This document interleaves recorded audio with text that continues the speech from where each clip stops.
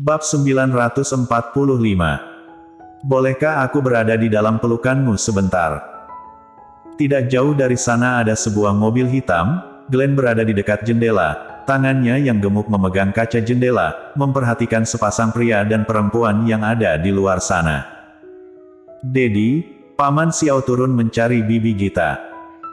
Mendengar hal tersebut, mata Golden Ye kemudian melihat ke arah luar. Dia sudah tahu siapa Arthur Xiao, tetapi wanita tadi. Harusnya dia adalah sahabat Audrey Han. Mengenai ada hubungan apa antara dia dan Arthur Xiao, dia tidak tahu. Memikirkan hal tersebut, Golden Ye dengan datar mengatakan, apanya yang menarik? Bukankah kamu sudah lapar? Ayo kita pergi makan dulu. Setelah selesai membuat bocah In Mai Kan Yang, dia akan kembali mencari Audrey Han. Sayang sekali bocah ini memiliki rasa penasaran yang sangat kuat. Dia masih terus memandangi pemandangan di luar jendela, seperti sangat kepo membuat Golden Ye tidak berdaya. Kamu masih menontonnya. Dedi, menurutmu apakah Paman Xiao menyukai Bibi Gita? Golden Ye, apakah Bibi Gita akan menyukai Paman Xiao? Ini adalah pertanyaan yang sangat membosankan. Kamu boleh langsung menanyakannya pada Bibi Gita. Glenn. Setelah terdiam sejenak, tiba-tiba saja dia mendengus kesal. Setelah itu dia berbalik melihat Golden Ye dengan tidak senang, dan kesal mengatakan, Dedi benar-benar sosok yang tidak berperasaan. Pantas saja Dedi selalu melukai perasaan Momi. Mendengar hal tersebut, Golden Ye merasa sakit kepala. Mengapa tiba-tiba dihubungkan dengan dirinya dan Audrey Han? Sekarang yang dipikirkannya adalah bagaimana memulihkan ingatannya. Sekarang yang tersisa adalah Audrey Han dan bocah yang ada di hadapannya ini. Mana mungkin dia bisa memperdulikan perjalanan cinta orang lain. Dedi nakal, aku ingin menunggu Paman Xiao dan makan bersama dengannya. Selesai mengatakannya, Glenn hendak membuka pintu mobil dan turun. Terakhir Golden Ye menahannya. Kamu turun sekarang, bukankah itu berarti kamu akan mengganggu mereka? Glenn, bagaimana jika tebakanmu benar, kamu yakin turun di waktu ini adalah hal yang tepat? Glenn memiringkan kepalanya, setelah berpikir, tiba-tiba dia merasa kata-kata Golden Ye tidak salah juga. Bocah itu kembali menarik tangannya, manyun dan terlihat tidak senang. Tadi Bibi Gita terlihat sangat sedih. Biasanya Bibi Gita tidak akan menangis seperti ini. Sekarang dia berjalan seorang diri tanpa tujuan dan menangis. Pasti telah terjadi sesuatu yang buruk padanya. Tetapi, pamannya Audrey Han tidak berada di sini. Apalagi yang bisa membuat Bibi Gita menangis tanpa memperdulikan semuanya. Glenn tidak paham. Sekarang Golden Ye berada di sisinya, dia tidak bisa memikirkannya, dia hanya bisa mengikutinya dan makan bersama dengannya. Ketika mobil meninggalkan tempat tersebut, Glenn terus memperhatikan bayangan mereka berdua, sampai tidak lagi terlihat. Mengapa kamu bisa berada di sini? Gita melihat Arthur Xiao yang ada di hadapannya. Arthur Xiao memperhatikannya, tidak mengatakan apapun. Beberapa saat kemudian, Gita tersenyum dan bertanya, mengapa kamu terus melihatku? Sekarang aku sangat jelek bukan? Aku yang sekarang, bukankah terlihat sangat bodoh? Menyukai seseorang sampai seperti ini, dia sendiri juga merasa kalau ini sangat menggelikan. Jelas-jelas pria itu sudah menolaknya berkali-kali, mengatakan kalau dia tidak akan bisa menyukainya, tetapi dia malah masih mengharapkannya dan terus bertahan. Dia merasa asalkan Audrey Han tidak menikah, maka dia akan terus menyukainya sampai selama-lamanya. Arthur Xiao tetap tidak berbicara dan terus memperhatikan Gita. Mungkin karena diperhatikan terlalu lama, Gita tidak bisa menahannya lagi. Dia menggigit bibirnya dan memarahinya. Kamu lihat apa? Jangan lihat lagi. Apa kamu tidak pernah melihat orang lain dalam keadaan menyedihkan?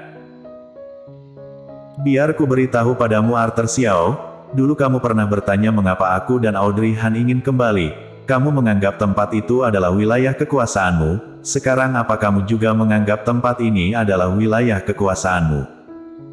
Ku beritahu padamu, di sini bukan tempatmu. pergi sana.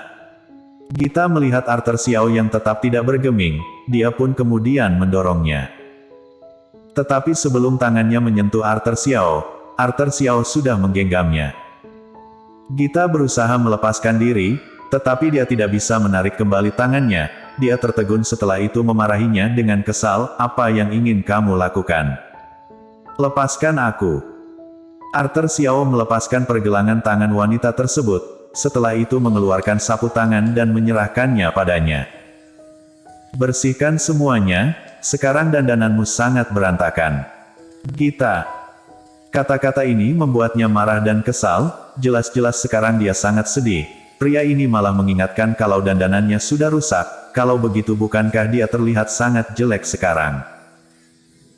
Memikirkan demi keluar bersama dengan Andri Han apa yang sudah dilakukannya, dia adalah seorang wanita yang sangat fokus ketika berdandan, meskipun melakukannya dengan terburu-buru, tetapi dia juga sudah berusaha. Sekarang, semuanya sudah rusak. Andri Han sudah meninggalkannya, dandanannya juga sudah rusak.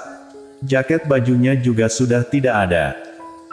Gita perlahan-lahan menjulurkan tangannya, menerima sapu tangan yang ada di tangan Arthur Xiao. Gerakannya sangat aneh ketika dia menghapus air matanya. Entah karena terlalu lama berada di udara dingin, atau perasaannya terlalu berlebihan, sudah berusaha keras dandanan di wajahnya tetap tidak bersih dihapusnya, sebaliknya malah semakin buruk. Arthur Xiao yang ada di samping melihatnya dan merasa tidak berdaya, dia menahan pergelangan Gita kemudian mengambil sapu tangannya, "Biar aku saja yang mau melakukannya." Gita juga tidak menolaknya, membiarkan Arthur Xiao mengambil sapu tangan dan menghapus bekas dandanan di pipinya. Pria ini melakukannya dengan sangat cermat. Matanya yang hitam terus memperhatikannya, sapu tangan itu sudah membersihkan setiap sudut wajahnya.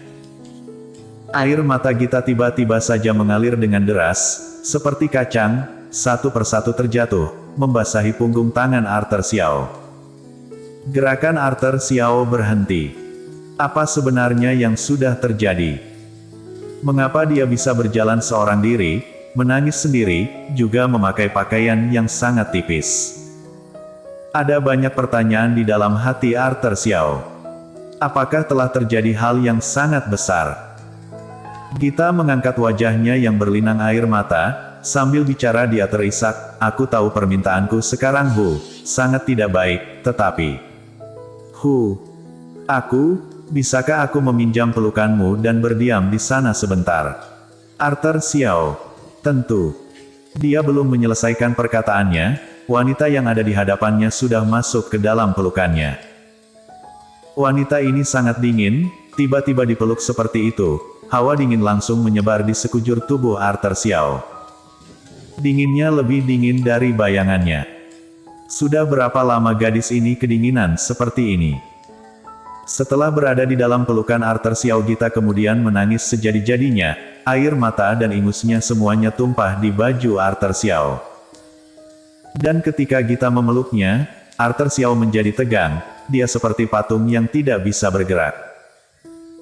Entah sudah berapa lama Gita menangis, ketika Arthur Xiao merasa tangan dan kakinya sangat kaku, tangisan wanita itu perlahan-lahan menjadi lebih pelan, selanjutnya terdengar suara isakan. Dia menunggu dengan sabar.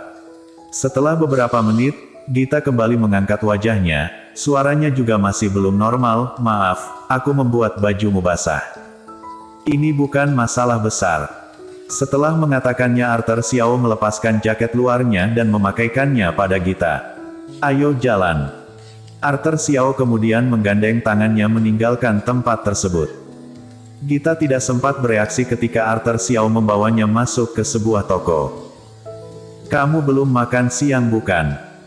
Bagaimana kalau kita makan dulu? Hangatkan dulu tubuhmu." Arthur Xiao membawanya duduk di sebuah tempat. Mata Gita masih merah, bibirnya juga pucat pasi. Dia melihat Arthur Xiao. "Untuk apa kamu mengkhawatirkanku?" Bersambung.